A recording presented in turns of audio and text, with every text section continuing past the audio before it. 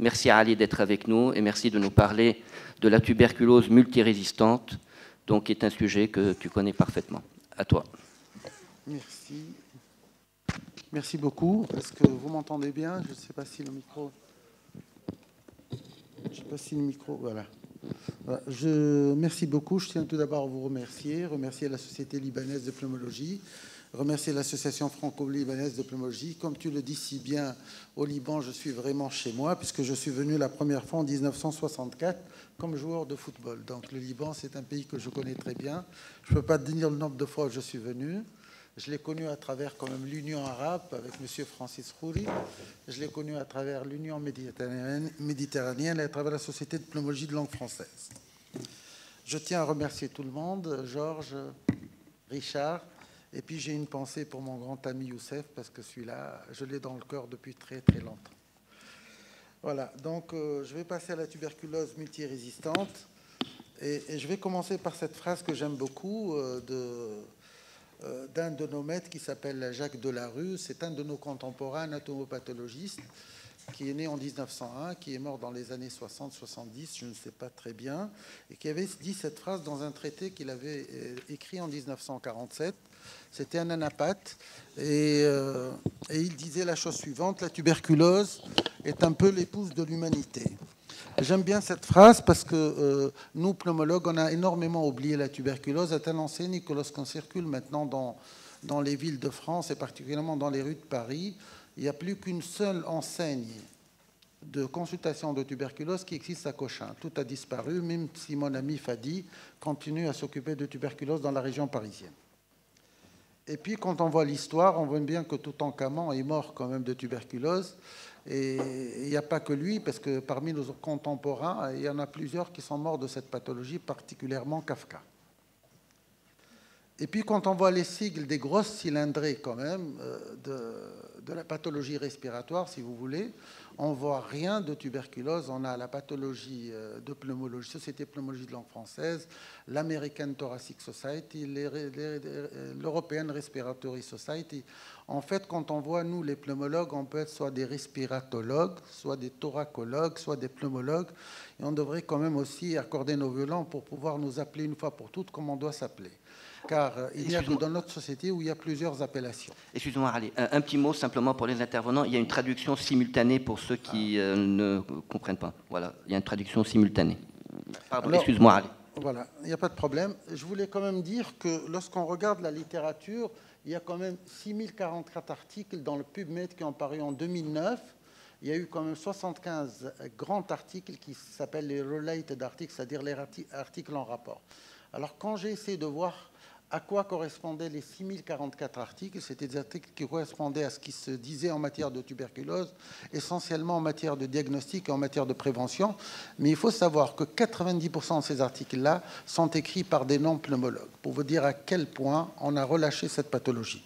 D'ailleurs, Carole, tout à l'heure, dans sa présentation en arabe et en français, a cité comme la tuberculose une seule fois, alors qu'elle a donné une grande place aux pathologies vasculaires comme l'HTRP.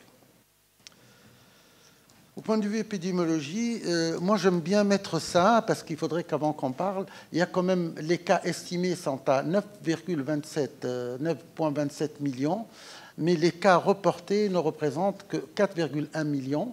Et justement, le problème de l'épidémiologie de cette pathologie, c'est que dans les pays, par exemple, développés, comme la France ou l'Allemagne ou les États-Unis, eh ben, le travail est fait de la surface au fond. Et les pays comme les nôtres, nous avons par exemple, je vais vous montrer tout à l'heure l'incidence du Liban, de la Tunisie qui sont très proches. Le travail n'est fait qu'en surface, ce qui fait qu'en fait on ne déblaye qu'ici et on a tout le temps une remontée du fond. Et ce retard de remontée du fond est en fait celui qui cause le plus de tuberculose multirésistance.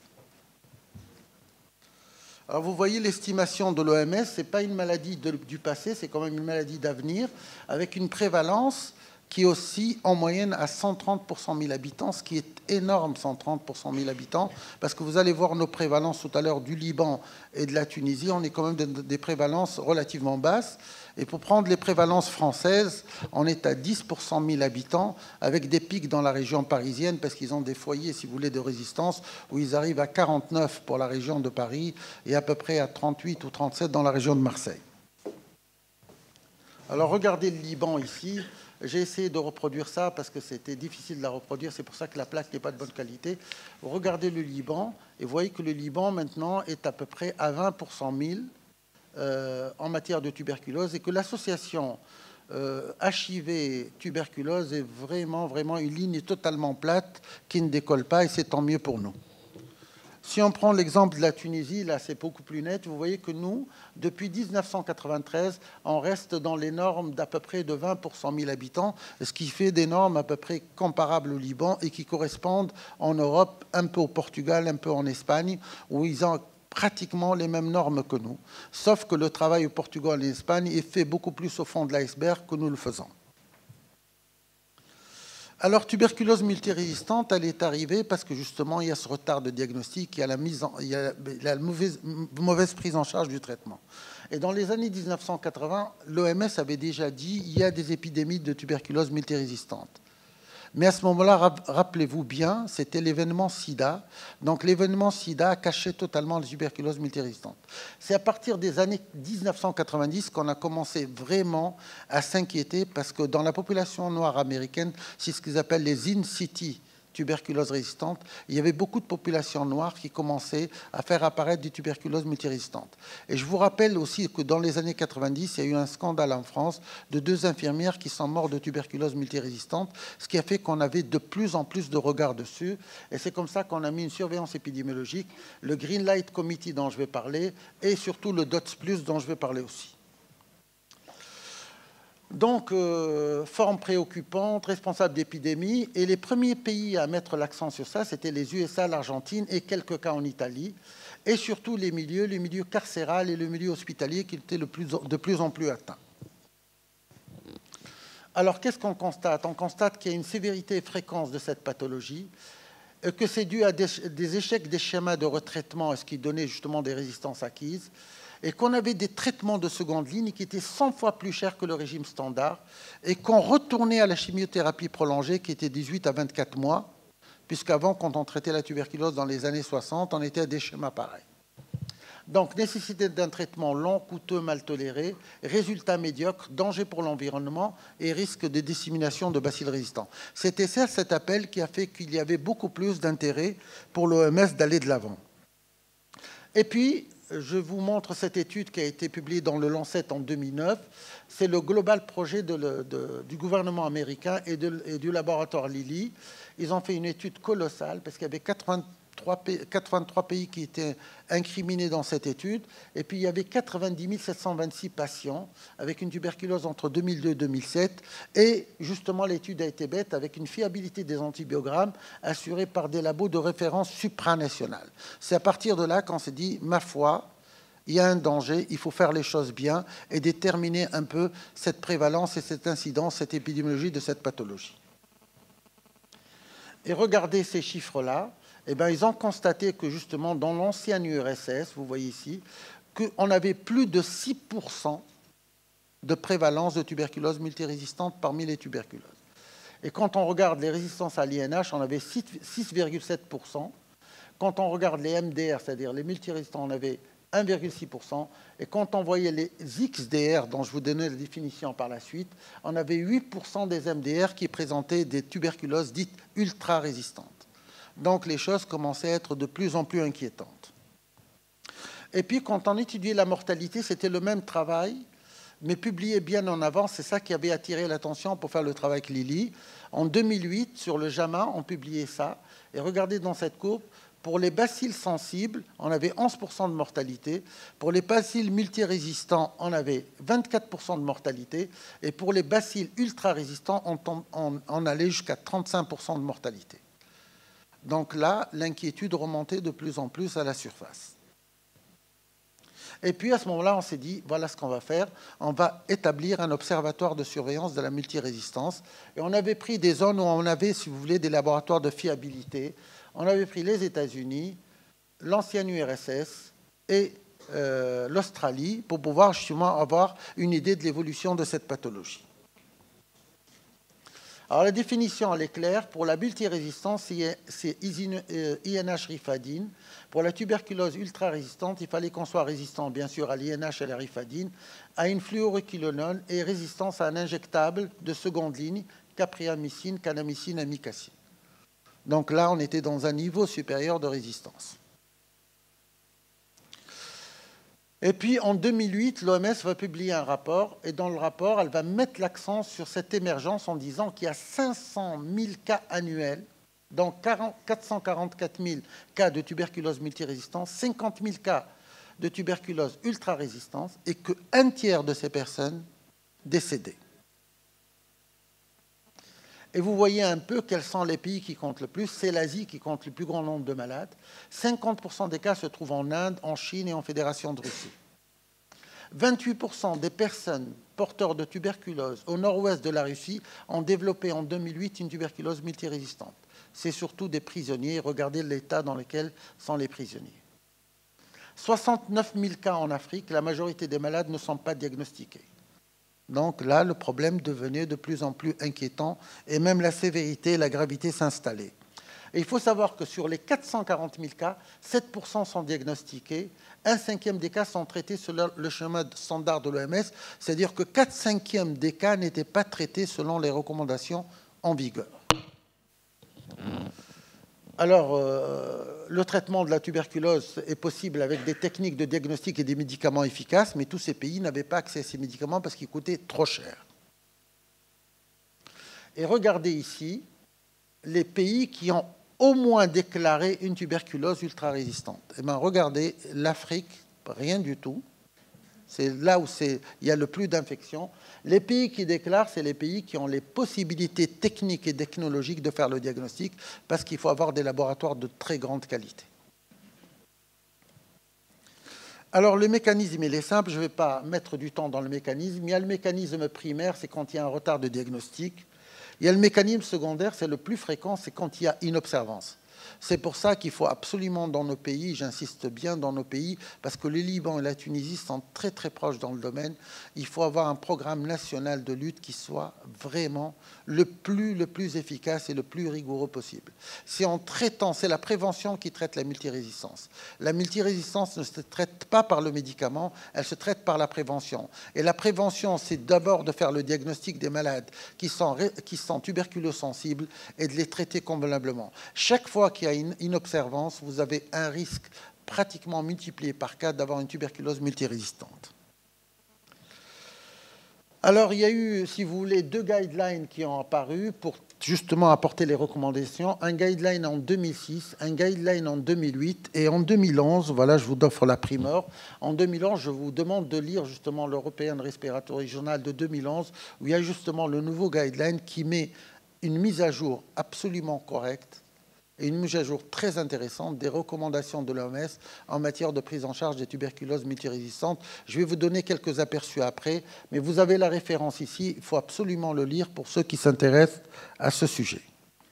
Alors, dans ce domaine-là, il y a 2 types de mesures à prendre. Il y a des mesures collectives et il y a des mesures individuelles. Si vous prenez uniquement des mesures individuelles sans mesures collectives, on n'aboutit à rien. Et si vous avez des mesures collectives sans mesures individuelles, on aboutit aussi à rien. Alors, les mesures collectives, les voici. C'est d'abord de mettre en place la stratégie DOTS. En fait, DOTS, la stratégie, c'est-à-dire l'observation directe de la prise du traitement. Mais en fait, ce n'est pas uniquement ça, je vais le montrer tout à l'heure. Et puis le DOTS+, qu'on va voir tout à l'heure, avec le Green Light Committee, c'est-à-dire la possibilité d'approvisionnement en médicaments de 2e ligne. Alors, le DOTS, c'est quoi ? Le DOTS, ce n'est pas uniquement donner du traitement, c'est prise réelle du traitement, c'est briser la chaîne de transmission, c'est prévenir l'apparition des formes chroniques de résistance, c'est d'une prise de médicaments supervisée par le personnel de l'hôpital, par le personnel du centre de santé et par les membres de la famille. Alors, voilà ce qu'apporte le DOTS+. C'est ça ce qui est important. C'est la garantie d'un accès gratuit au diagnostic au traitement. C'est la mise en place du réseau de laboratoire. Parce que si vous n'avez pas le réseau de laboratoire, vous pouvez avoir tous les médicaments du monde, et bien vous n'irez jamais dans le bon sens. C'est l'approvisionnement régulier de drogues de 2e ligne qui coûte cher, donc il faut les avoir, parce que s'il y a une interruption dans la prise du médicament pendant 18 à 24 mois, on aurait raté le traitement et augmenté encore le risque de résistance. c'est la prise en charge des patients par des équipes formées, c'est les régimes thérapeutiques codifiés, c'est le traitement entièrement supervisé, c'est le support psychologique aux malades, c'est le système de gestion des données évaluation périodique. Ça, c'est très important. Moi, personnellement, j'occupe le poste de responsable de la sous-commission du suivi des malades multirésistants. Je peux vous dire qu'on a tous les mois une réunion du groupe pour vraiment évaluer ce qui se passe au niveau des malades. Il faut que le suivi soit très, très régulier. Alors, une des données qui est importante, c'est l'engagement politique. Si vous n'avez pas ça, c'est-à-dire un programme national efficace, ce n'est pas la peine d'aller plus loin. Disponibilité d'un budget propre. Il faut que le budget soit là, non pas dans le budget de la tuberculose. La réglementation des distributions du drogue de deuxième ligne, l'information préalable et implication de tous les intervenants. Nous avons ce qu'on appelle en Tunisie la brigade de prise en charge des tuberculoses multirésistantes et la présentation d'un projet détaillé consigné dans un rapport, c'est-à-dire les interventions, les planifications et les protocoles. Voilà le green light. Regardez le green light. L'avantage qu'il a, le green light, c'est quoi? C'est le feu vert de l'OMS. Lorsque vous avez rempli toutes les conditions que j'ai citées, l'OMS vous donne la possibilité de vous approvisionner. Regardez la différence de prix entre un régime de traitement de tuberculose multirésistante fait aux États-Unis, 50 000 $, par rapport à celui qui est fait en Tunisie, qui correspond pratiquement, disons, à 100-120 $. Donc, vous voyez la différence. Si on s'approvisionne au niveau de l'OMS, c'est ça ce qu'on appelle le Green Light Committee, on a cette possibilité de pouvoir suivre les malades parce que le traitement est très coûteux autrement. Et voilà les pays, justement, qui sont dans le programme. Et dans la zone EMRO, nous avons l'Égypte, la Jordanie, le Liban, le Pakistan, la Syrie et la Tunisie qui font partie, justement, du Green Light Committee et qui assurent cet approvisionnement en médicaments pour les malades multirésistants. C'est l'achat groupé, donc je ne vais pas me... Là, vous avez le Global Fund. Alors, le Global Fund, c'est l'aide supplémentaire. La Jordanie est le pays qui profite le plus dans la région. C'est l'aménagement des structures d'hospitalisation pour les tuberculoses multirésistantes dans les centres hospitaliers avec des mesures de contrôle de l'infection. Je vous montre tout à l'heure deux ou trois petites images pour vous montrer quel est l'intérêt justement des mesures individuelles pour les malades. Formation du personnel de santé, parce que si vous ne formez pas votre personnel de santé, il risque d'être malade lui-même. Et formation du personnel de santé en charge au niveau national, pas uniquement au niveau du malade. Alors, le projet du Monde mondial, c'est le renforcement des laboratoires aussi, et surtout l'édition d'un guide de prise en charge de la tuberculose multirésistante. Et là, on vient de sortir le guide tunisien 2011, justement, qui est mis à jour en fonction des recommandations de l'OMS. Alors, les mesures individuelles, les voici. La mesure, justement, le grand problème, ce qu'il faut faire, c'est le diagnostic précoce et rapide de la multirésistance. Alors, comment on le fait? On le fait en déterminant les populations à risque. Les populations à risque, les voici. C'est les échecs de traitement, c'est les rechutes et c'est les contacts d'un cas de tuberculose multirésistante connu avec surtout des anomalies radiologiques. Ça, c'est très important de pouvoir avoir en tête le diagnostic précoce. Le diagnostic précoce, c'est les personnes séropositives au VIH. C'est les personnes dont le frottis reste positif au bar après 3 mois d'un nouveau traitement. Et c'est les personnes exposées vivant dans les environnements haute prévalence de tuberculose multirésistante. Alors, ça c'est très important pour l'Afrique, c'est les personnes ayant reçu des médicaments antituberculeux de mauvaise qualité, de qualité inconnue. Quand on ne s'approvisionne pas par l'OMS, on risque d'avoir des mauvais INH, des mauvais rifadines. Ce n'est pas coûteux, mais c'est très mauvais et ça permet de donner des résistances. Les personnes recevant un traitement dans le cadre de programmes déficients, les tuberculeux ayant des syndromes de malabsorption, l'OMS y insiste parce que dans certains pays asiatiques du Sud-Est et dans certains pays d'Afrique, on a énormément de problèmes digestifs au niveau de l'absorption du médicament. Alors, mais ça, c'est à mon avis le plus important, c'est le diagnostic précoce et rapide de la multirésistance et surtout de la résistance à la rifampicine. Nous, ce que nous faisons en Tunisie, c'est systématiquement les malades de faire un antibiogramme. Dès que le malade est positif, on fait un antibiogramme justement pour pouvoir déterminer cette sensibilité à la rifampicine. Alors pourquoi? Parce que la résistance est synonyme de multirésistance, elle est synonyme de mauvais pronostic. Comment? C'est basé sur la PCR. Et maintenant, il y a ça, il y a ce qu'on appelle le gène expert. Le GenExpert, c'est une méthode moléculaire d'ADN qui permet actuellement de déterminer très rapidement la résistance à la rifadine. Et actuellement, l'OMS vient de distribuer dans pratiquement tous les pays d'Afrique cette petite machine de GenExpert qui permet de déterminer la résistance précoce à la rifadine. Voilà ce que veut permettre le diagnostic, réduire le délai, augmenter la guérison, diminuer la mortalité. Alors, les règles générales, les voici. Isolement du tuberculeux multirésistant, hospitalisation en milieu hospitalisé. Il ne faut absolument pas traiter les multirésistants chez eux, il faut les hospitaliser. Et puis, déterminer le terrain, si c'est un terrain déficient sur le plan immunologique, si c'est un diabétique, si c'est un SDF, s'il vient d'un milieu carcéral ou s'il vient d'un milieu hospitalier.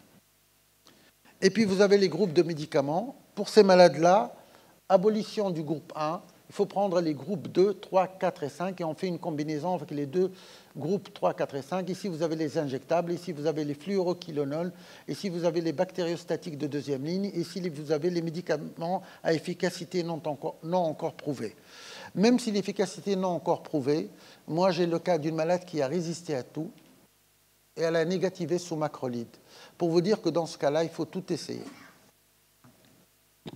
Alors, vous avez les groupes ici, entre les aminoglucosides, les fluoroquinolones, les thiamides, les thioamides, la cyclosérine et le PS. Alors le principe est clair, un minimum de 4 médicaments associés à une plus grande probabilité de succès.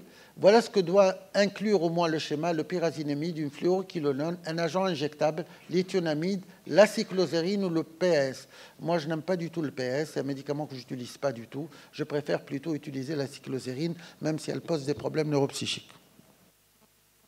Alors voilà les dernières recommandations de 2011 de l'OMS, comment on doit traiter. Avant, on traitait dans la phase d'entretien pendant 6 mois. Maintenant, on demande de traiter pendant 8 mois. Voilà la phase initiale. Vous avez la lévofloxacine, la cyclosérine, l'éthionamide, le pyrazinamide avec le B6, bien sûr.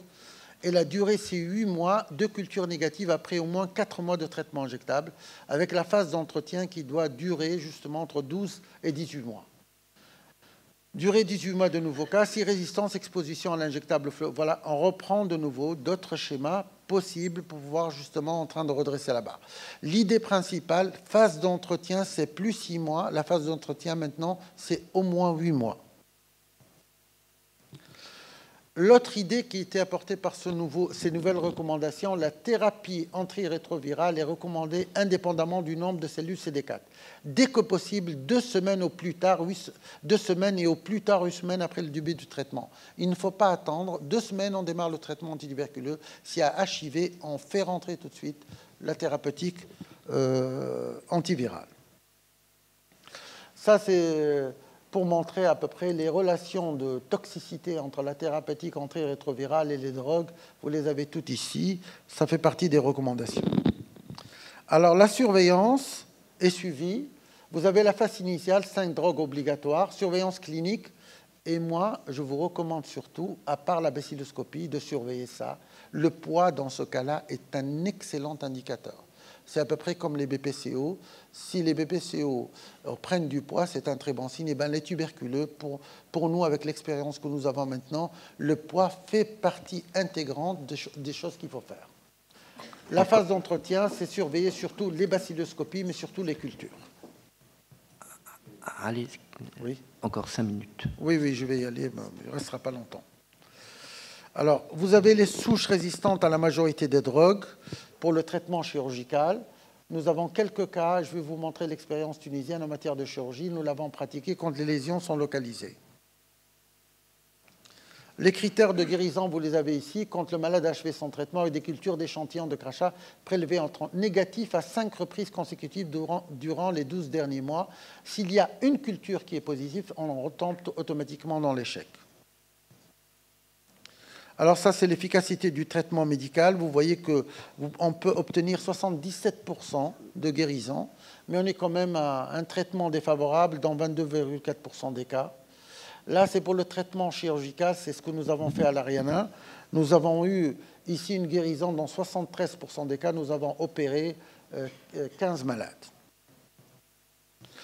Je passerai sur le traitement. Ça, c'est pour le problème de la prévention. Je disais tout à l'heure, pour prévenir, il faut traiter toujours en amont. Prévention de la résistance secondaire, c'est prescription d'une chimiothérapie au moins triple, voire quadruple. Nous, dans notre schéma quotidien, on fait plutôt du quadruple. Et utiliser les deux majeurs. Interruption de la chaîne et la prévention de la résistance, on utilise le BACTEC actuellement pour pouvoir définir la résistance.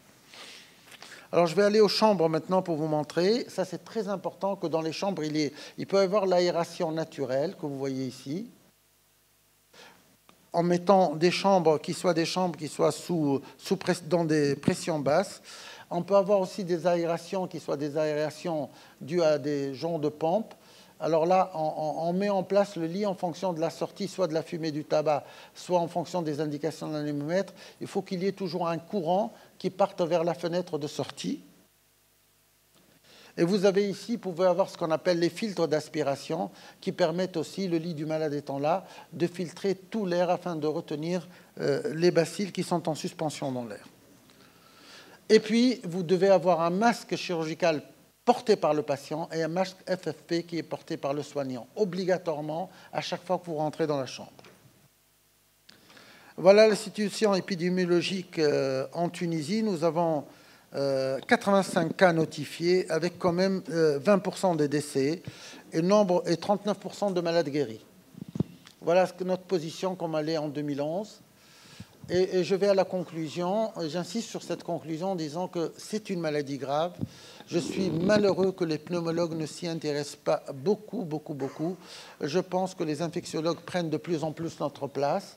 C'est une forme de tuberculose évitable si on fait bien les choses, parce que c'est nous qui prenons en charge les malades. Elle nécessite une prise en charge spécifique intégrée dans le programme de lutte contre la tuberculose. C'est ce qu'on appelle le programme DOTFLUS. La seule mesure efficace, je dis bien la seule mesure efficace, c'est la prévention, parce que chaque fois que nous avons un malade, c'est une bombe qui arrive et le risque de décès est très important. Et je vous remercie.